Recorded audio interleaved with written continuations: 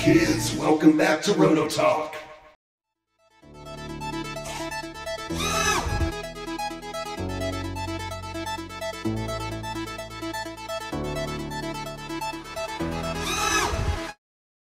Welcome back. So, there's been a few changes to the boat since the last build. There's a few reasons I did it this way. Many of you saw the lower unit series I did, so you kind of already saw the boat, but we're going to go over it anyway. Last time you saw it in one of these videos, it was still raw wood. Maybe it was sealed, I can't remember, but you haven't seen anything past that. So what we're going to do is we're going to walk through everything that I did because of the setup that I used. I had to re-engineer a couple of ways I do things, and I really want you to follow the manual on the radio hookup and things like that. Try not to do it my way. Some of mine I did out of necessity, and some of them just because I wanted to. So let me go grab the boat. It will not fit in shots. It's way too big. Be right back. Isn't that cool? One big white spot, right? Very large machine. So it is, let me think, almost ready to go. This boat takes a lot of work. It's a wonderful build. It's super easy to do. The build itself, the actual hull, it's like I said, just like the electric tunnel, its little brother. I'm actually going to build another electric tunnel just as a 6S. We'll see how bad that goes. But as far as the setup and linkages and the sanding and I mean, it's a big machine. And it just takes a lot of time. Usually I kick boats out pretty quick, and I've already built quite a few tunnels. Not this particular tunnel, but with the outboard setups completely different than I'm used to because it's gas, never done one in my life, yada yada yada. So most of the stuff that I did off camera, the reason I did it, like I said before, is because some of it I had to re-engineer, and some of it I just wanted to do, and it was just easier to go over it than to do it on video. It would have been 7 hours worth of video.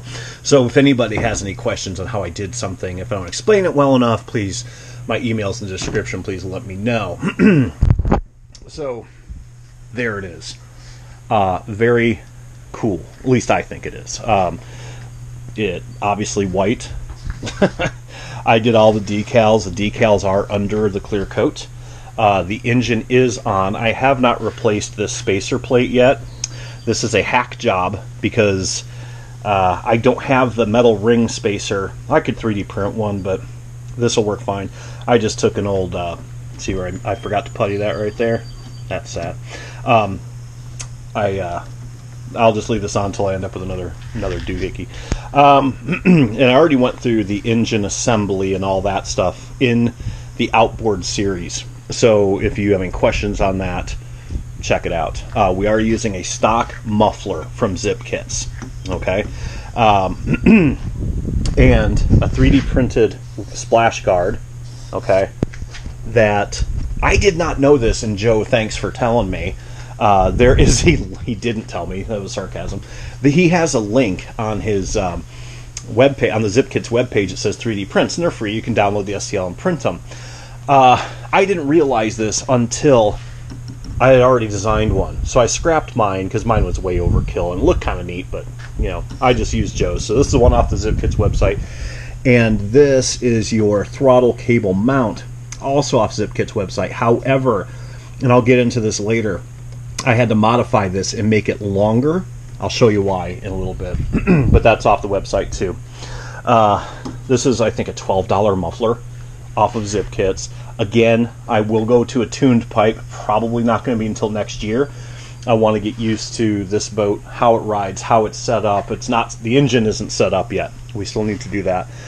I did throw on a two-bladed prop that is balanced and sharpened.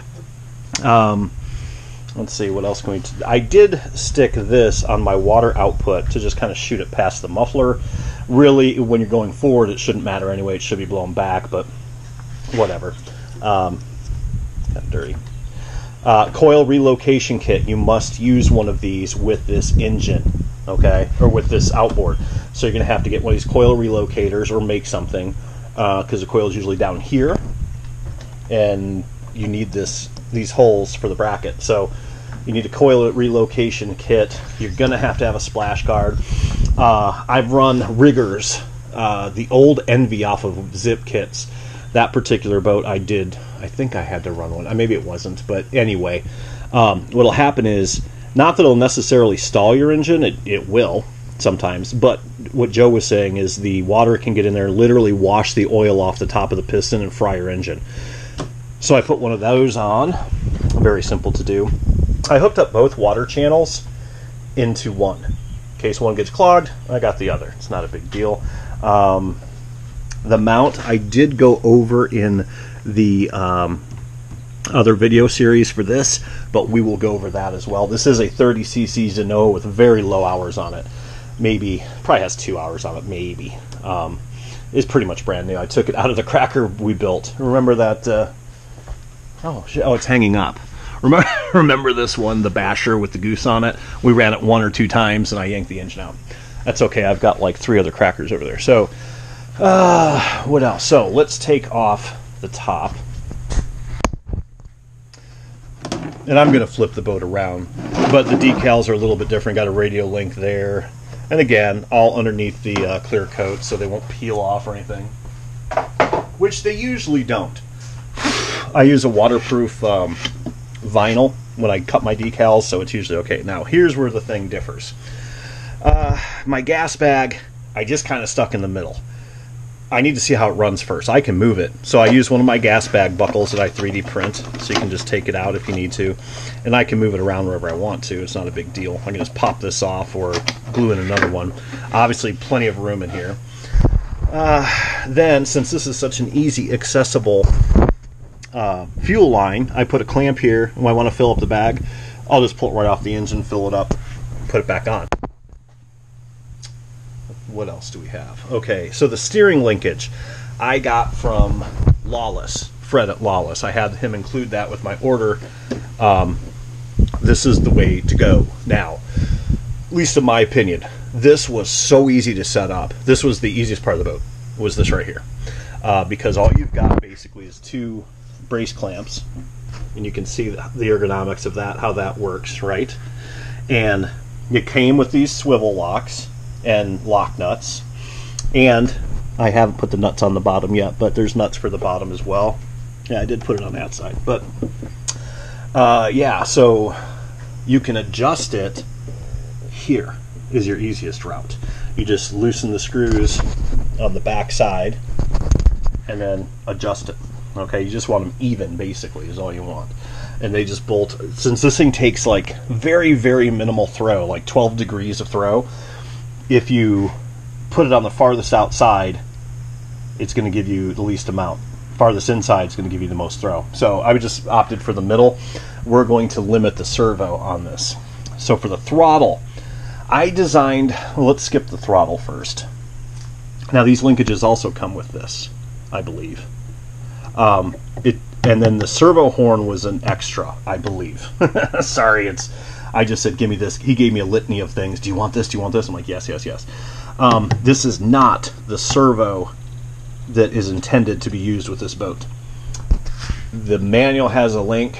The manual for the boat has a link to some little hobby robot place that has these big geared servos, and there's these huge, massive things, and they're pretty expensive. Plus, they're on back order, and I'm like, no, I'm not going to do it. The problem, and I'll get to the servo in a second. Here's the one I used. And I'll put, it's on my shopping list on Amazon. I've used these before. I have one in my Rover that I'm building, and let me show you. It's not done yet, but that's it right there, and it has 180 kg of torque, and it is totally pulse width modulation. You can go from 5 to 24 volts, I believe. Don't quote me on that. It's in the description of the servo. Very, very nice. It's got an output shaft, all metal gear, bearing, all that stuff. The front end of that Rover alone, the steering part weighs 45, 50 pounds. That's without ground friction. And it turns it without even thinking at 12 volts. I haven't even attempted 24. Just completely without thinking. It's fine. So it's going to turn this. I have no concerns. One of the things to be wary of, and you guys that know gas outboards, please let me, correct me if I'm wrong, but Fred and Joe both said the problem with using a standard servo like this even though it may be strong enough. Because if you remember, the kit came with a servo plate that worked with the robot place one, and it came with a servo plate that you could use 2 of these in tandem. Okay, plenty of strength. Okay, if this is a, what are the ones I use, are what, 20 kg, so a combined weight, you know, it'll turn this. I'm not worried about that. But the problem with those types of servos is they're very fast, even if you try to slow them down. Now, the only real way to slow them down is you can regulate the voltage, but then you lose power. Okay, so these things, from what I've heard, these gas tunnels turn instantly, and they're very, very, very sensitive, like way more sensitive than a rigger even. So I opted for my servo that I use in that Rover over there, because depending on the voltage, I can run it on a 3S and it'll turn nice and smooth, have plenty of torque, and still be slow. Actually, I can show you that. I'll show it to you in a minute. So I waterproofed the board, I sealed the gearbox, everything in the radio box. Now, the ZippKits way of doing this, everything's below, and then you put the lid on. I'm not using a lid at all. I still need to fill up these holes here. I'll just use them for drains. Doesn't really matter. It's no point in filling these 2 holes when I'm going to have the whole back open. Now, the reason I have the whole back open, this servo, even though that motor, I even booted the motor so it's water resistant. If the whole thing sinks, of course, I waterproofed the board with conformal coat, sealed the gearbox, and booted the motor. The motor is a brushed motor. Not the end of the world even if it gets wet. But circuit board's waterproofed. My receiver's waterproofed. You guys have seen me do that a million times with balloons and whatnot. And this servo is also sealed with conformal coat, plus it's already waterproofed. So, plus, when the cowl is on there, there's a fairly good deal of coverage. Unless the boat sinks, it's not going to flood. I'm not worried about that. And if it sinks, I'm way more worried about that, because that's the expensive part of this boat. When you consider these are around $500 just for the lower unit, this is $300 just for the engine, and then all this crap, I'm not even sure what it costs. I just had them put it in on my order. But yeah, so right there's $1,000 just sitting on the end of it. Screw that thing. I mean, if that thing got trashed, fine. I order another one for $50 if I have to, or I can just repair it. But this, salty. So these are entirely made of foam inside, just like our little tunnel, right? So it's not going to sink. You don't have to put flotation in. However, I did put port foam in the cowl, just in case. Even though it screws down, I've been known to lose cowls. You guys saw me lose the one on that little one the other day, and luckily I had flotation in it. You don't want to lose that. That thing's big, and it's a pain in the butt to make. Plus, you'd have to order a new one if you can't fetch it out. So, I went over the transom setup in the Lawless review. We have not adjusted anything yet, but we're going to do that in this video, and I'm also going to show you the steering and the throttle setup. Now, I have no room. There's a gauge somewhere. I gotta find it. The gauge for the setting the engine, which we're going to do. Now, the throttle, you can see I made my own 3D mounted bracket because I had to kind of change how things worked with the throttle because of this. Alright, this plate is removable. Now, in theory, I could still mount, I could seal this little edge here, seal this, and I could still mount a battery tray doohickey there, but I'm also going to have a 3S battery sticking up out of here. The reason being, and I'm not even putting switches in this, and I know it's weird, but here's why. This, hang on a tick, where'd it go? Where are you at? No, this, I'm sorry. This right here is the battery lead for the radio. This right here is the battery lead for that big ass steering servo. The reason I did them separate, this big old servo, servo does have a BEC in it. It shoots 5 volts out to my receiver. That's great. However, it's not enough voltage to drive that throttle servo well. It drives it, but it's kind of like a dying battery. It just doesn't seem very good. So what I did, you can't see it, But with the lead that goes to the servo, the steering servo, I cut the red wire that goes to the receiver. All right, so it's not delivering any back power at all. You don't have to do that, but I did. Then I used this battery, you know, one of my normal, I use these in every single gas boat I run. It's a 6-volt Tenergy. It's on my list on Amazon. They work phenomenally well. They hold their charge forever. They're really, really good. I use that to power the throttle and the receiver. I use a 3S separately to power this. So since this is going to be an open cavity, everything in here is waterproofed anyway, to the point. I mean, it's not, nothing's totally waterproof, but it's pretty close. I'm not worried about getting splashed or whatever else. There's no point in me even putting a switch in here. It's just one more thing to go wrong. I'll just plug the batteries in, put the cowl on, make sure it's fueled up, and send it. So I'm not going to put in switching and dual channel switching and all this other crap. It's just not worth it to me. The throttle setup, so if you guys have never done an outboard, this is how you do it. You hold the tube just like a bicycle brake, okay? And then you hold the tube at each end, and then you adjust, okay? So what we had to do with this, most carburetors, this is not the right way to do this, okay? Most carburetors that you get from on a Zanoa are going to, a Walbro carb, we're going to have like a little arm that comes off of here with a hole in it. And then you just attach this to that little arm. Easy peasy.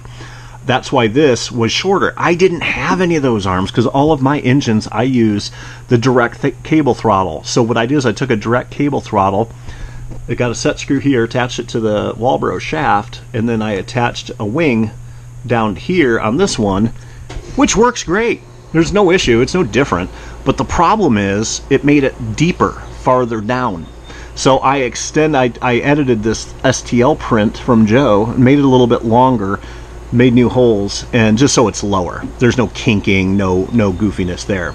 The other thing I did do is I tapped the lube hole in the lower unit because we're going to put an oiler in here too. See how that works. I did 3D print an oiler. Joe said make it 1.5 mil output. Where is that oiler? Let me see if I can find that real quick. Alright, I found it. So the oiler looks like this. This is the one I 3D printed, okay? So there is a hole in the bottom, believe it or not. Just unscrews. Okay. Then you can see that little hole in the bottom. Maybe. That's my guide hole, so I'll just drill that all the way out. And then I'm going to tap in basically the same thing as one of these little water outlets. I got tons of them laying around. And I'm going to put a hose on the end of that, a little fuel line, or smaller. Then we're going to screw it right to about there. Got a little screw pad, okay. We'll bolt it down, enough clearance to get it. And then we're going to oil it up. I've got to get that out of there. Throw the cap back on. If you want to, you can put a little gasket or an O-ring. I have O-rings. I'll probably put one on there.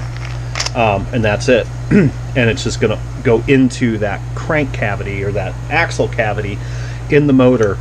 And it will, you'll have to fill this up every time you run, basically. That's to keep the shafts alive. Joe told me, like I said, there's a litany of things that actually, as a matter of fact, I'm going to grab my phone and read that off to you. Alright, here's what he said. I wanted to do a video on this, but you know how that goes. We broke more shafts than anyone else in the world. We did that by testing a new boat, like the Illusion, in 2011, 2012. Not this boat, but a different one, but same principle. We run a lap test, make a change, run another lap. We got about 3 laps per shaft. That's not very good. We worked with Fred, that's Lawless, to get the new shafts made and even change the bend in the drive shaft itself. In the drive itself, sorry. Got us almost a full race, 4 to 5. Then we found out, never mind that part. There's a problem, or so we thought. Even with the correct shafts, you were lucky if you could finish 6 laps. And you always change the shaft between heats. Well, that's not very much fun. We started to find ways to make them last a little longer, blah, blah, blah, blah. A lot of people started experimenting, So, Buddy Lowe is the one who put everything together and figured this out. He gets a full season on one shaft. we did the same, and knock on wood, we are still having good luck. I think the stock, shaft, and liner, you'll be lucky to get 4 full throttle laps. Here are some of the required mods. Let's see. Use a copper or brass liner, 1/4 inch copper tubing from the hardware store with a 3/8 OD. Alright? You're basically making a shaft tube. You can anneal it if you want. I did a video on that to make it softer. When you open up the shell of the engine, you form it to that shell. Okay? Use a ball thrust bearing. We sell a good one from Boca Bearing. All thrust must be taken by the bearing, not the collet. So the thrust bearing goes right between, those are 2 little washers right there, between those, what are they, orange or brown? The thrust bearing is going to go in there. Joe is out of them, but he's going to email me when he has them. I'll probably still do test runs, but either way, I'm going to put a thrust bearing in there. Must be taken by the bearing. Shorten the shaft. The shaft must be short enough so that it'll never bottom out in the system. We run 6 to 6 1/8 inch.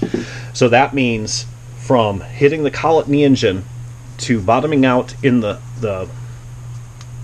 collet, you don't want it tight. You want it to be able to kind of wiggle a little bit. When I measured these shafts, they were 6 1/4. Joe said shave it down to 6 1/8, which I did on a grinding wheel and a bench grinder. Very, very good. The other thing he mentioned, let's see. Here's one of the shafts. Okay, and you can see that it's square and square on the ends. Maybe square drive, and all I did basically was just grind it down 1/8 of an inch or so. So a little bit on each end, no big deal. The other thing I did was I ground very lightly all 4 sides of each end, so that they just kind of piloted in real easy, and then we were fine, and it fit nice and good. Grind the flats. I just said that. Use an oiler. The shaft is under extreme pressure and will push the grease out of the way quickly. We use Marvel Mystery Oil and STP oil treatment at 50/50. So STP oil treatment and Marvel Mystery Oil. So you could take automatic transmission fluid. I mean, it's kind of whatever. But STP oil treatment with that, mix it up, put it in that little oiler, which I've already lost. Really? Anyway. It's probably right in front of me. It usually is. Dumbass. But anyway. So, that's the oiler. Anybody is brave enough to build this boat, please feel free to email me and I will send you this little dude. Well, he says I'm going to get my account fixed on Thingiverse and post all my crap. Actually, I got a way to do that. So that's fine. That'll work out really well. Now, I could mount it. Actually, I might mount it onto the transom. Like right here. I don't know. We'll see what happens. Looks pretty good, though. So, the other thing I was talking about a second ago was the gauge, which I did find the gauge. What'd I do with it? I just had it. There it is. Here is the gauge. Here's the tunnel. Here's where the prop shaft should be. So, we're going to go ahead and do that right now. Get this thing set up for that. But I'm also going to show you the servos and how everything moves. Be right back. Here we go. So, real quick, I have a radio battery, so I'm going to plug that into our radio. So we should at this point have throttle. Now, the other thing I forgot to mention, you want to take that spring off the throttle. Okay? Trust me, I forgot to do that, and Joe said, you gotta remember, I've never used a Zenoa with a throttle cable like this. I always use the rotational ones. And it even says in the manual, we found it's very helpful to remove that throttle spring so it just moves freely. I forgot to do that, and I was like, man, I just can't get this thing to da-da-da-da, man. Dumbass attack later. I figured, remembered that part. Then, we have my 3S. This 3S battery doesn't have to be big. I am printing, 3D printing, a battery mount where this slides in this way, this slides in this way right here, and it'll be nice and tight and fixed up. So this is solely for steering. Now this 3S battery is just a little bit below storage voltage. So this is very, very slow for what it's going to do. That's full speed, but that battery's pretty much dead. Okay, so, but that's plenty. I mean, if all we're doing is this, I'm going to have to put Expo on this sucker, because I move it just a little bit. See? That's like as far as you're ever going to steer this thing. You're not going to go like that. Okay? Works really, really well. That is a stupid strong servo, and it was 59 bucks. And it's nice. It really is. For the money, I don't like any hobby robot crap. I work in robotics for a living, real robots, so it's like, when I see hobby robot, half of that's... But it does look like a good machine. I looked at it, the gearing and everything looked really, really nice. But I think they're out of stock. Shipping time was a bitch, and it was like twice as much than this one. But I had to make some changes with this. I had to waterproof it, and I had to do some things. But and I had to make a custom plate for it. I had to make a custom shaft adapter for the Fred mount that he gave, the servo horn. I had the shaft to my servo smaller than what the one he designed this to, so I had to make, but that's no big deal, real simple. Yeah, so pretty cool. Now, as for the strut gauge, or the height gauge, this comes with the kit, okay? So it says tunnel, prop shaft, okay? The prop shaft's supposed to be, what did it say? Hang on. ½ inch above the sponson bottoms, okay? So what you're going to do is you're going to hold this here, okay? And that's going to put you, my hand's in the way, ½ an inch or so, it's hard to tell with the angle, above the bottoms, and my center line should come up to right there, the bottom of this stick, I'm assuming. Yeah, that would make sense. The bottom of this bottom of this cut, right there, okay? So I need to bring mine up, because I've got a negative on the angle, and I need to raise it up so it's probably maxed out the top. Honestly, looks like I'm down pretty good amount, so that's really about it. Hang on. Straightforward on the setup. Now it also says, and this I know from other tunnels, any tunnel's the same way, whether it's an electric, a nitro, or one of these, is the positive negative alignment of the engine, okay?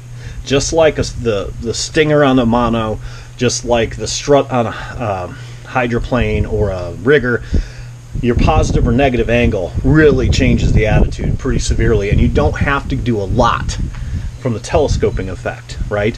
It's like if you take a .22 rifle and you bend the barrel at the bottom 1 mil. By the time the bullet gets out the end of the barrel, it's not off very far. I mean, it's off a couple mil. By the time it's a mile down the road, that's the telescoping effect of mean of error, okay? So, same thing with your engines. If this is your engine and you put a positive on it, it's going to pull your nose up, but a little tiny bit translates fulcrum-wise a lot. So I'm going to start out completely flat. Well, as flat as I can figure it. And because I would much rather my first runs with this boat, which are not going to be at full speed, and I want to stick to the water. I don't care if it's running too wet. I'd rather start wet and then dry it out than start dry and have blowovers and all that nightmare.